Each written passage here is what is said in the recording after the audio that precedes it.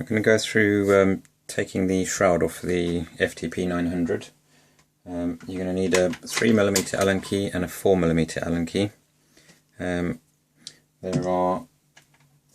I've moved all my tools out the way and I can't find them. Right, 3mm Allen key, so side stock bolt, remove that. There's a little cup, sometimes they come out with the screw, sometimes they don't, sometimes they fall out when you're not expecting them to, so just be aware of that. There's another one on the other side.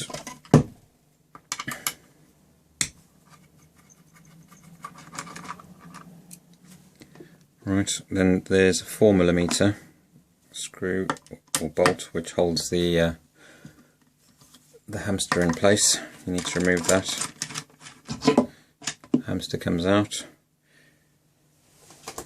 and then remove this bolt completely. Right, and then underneath you'll have another bolt that needs your 4mm Allen key.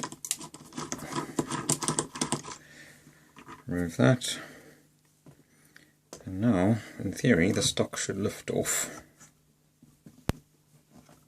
It can be tight sometimes,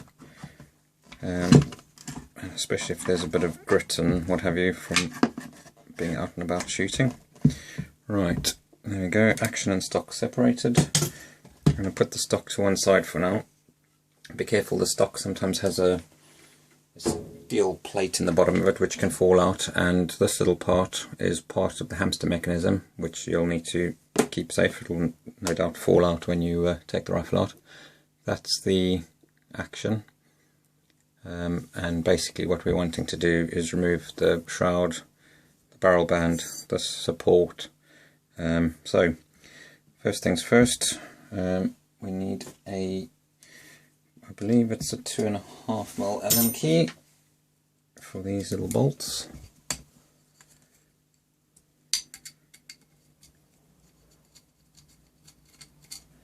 Right, remove them, and there's another one here. You could probably get away without taking this one off, but I take it off just because it's all going to come off anyway. Right, they do have Loctite on them usually, so they are quite tight, but a decent Allen key should get them out without too much fuss.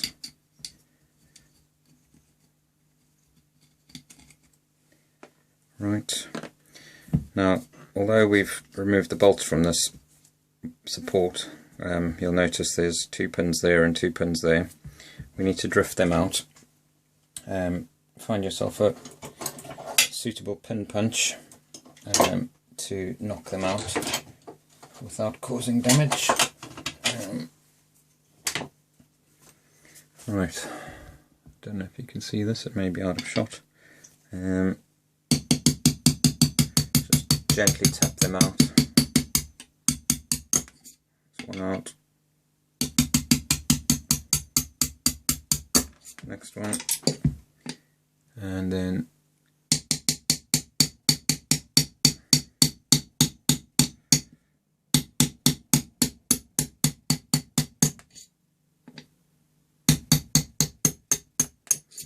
right, there we go. Those are the pins removed. Then the support should come off. There we go. It's just a piece of aluminium channel. Right. Now that we've got that out the way, we can go onto the air stripper. There's a grub screw on the top of the air stripper. You want to remove that. You don't need to remove it completely, but unwind it a good distance to clear the barrel. Then if all goes well, that should slide off.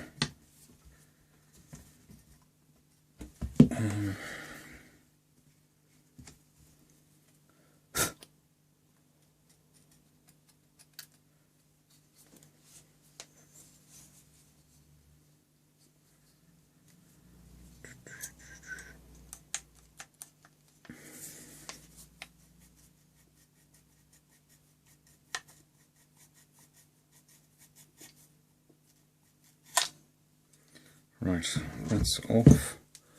It's quite a hefty bit of aluminium and steel.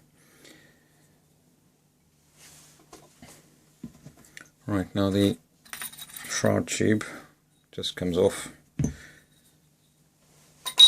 Then we now have the barrel band or shroud support, or whatever you want to call it. That comes off.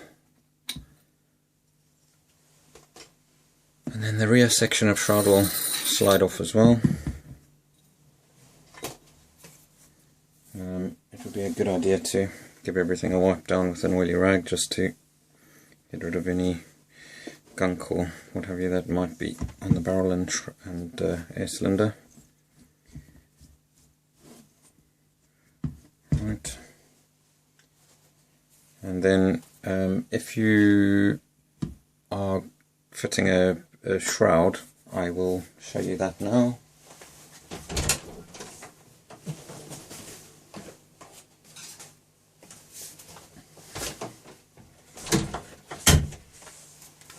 This is one from UK Neil.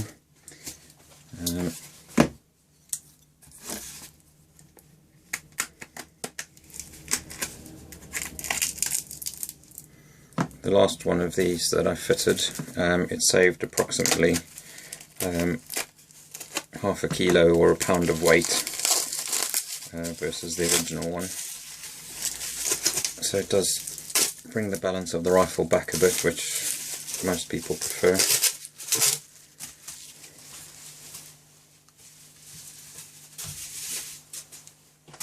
Right, in here we should have an air stripper.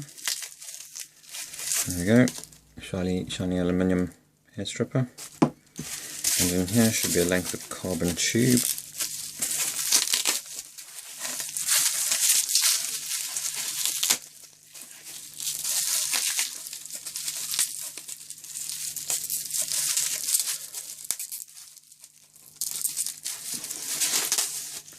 There you go. Right, as we've already cleaned the barrel, I'm going to go straight to sliding the shroud tube on. There we go. There's an O-ring and a step in there that the shroud should locate in. There we go. And then the other end, there's an O-ring in the actual air stripper, and slide that over the barrel. It should be fairly obvious which way around this goes. There's a couple of grub screws, and they want to be one there and one there. If you try and put them another way, it would work, but you may struggle getting access to the actual grub screws. I like to fit these so that the shroud is obviously located both ends into the grooves, but I like to leave it so that the shroud tube can actually rotate and has a little bit of play, because you don't want the shroud warming up in the sun and then causing zero shift because it's expanding. Right, and then we'll tighten the grub screws on. You don't need to go too mad, obviously tight enough so the air stripper doesn't move, but not so tight that it damages your barrel. And there we go, one shroud fitted.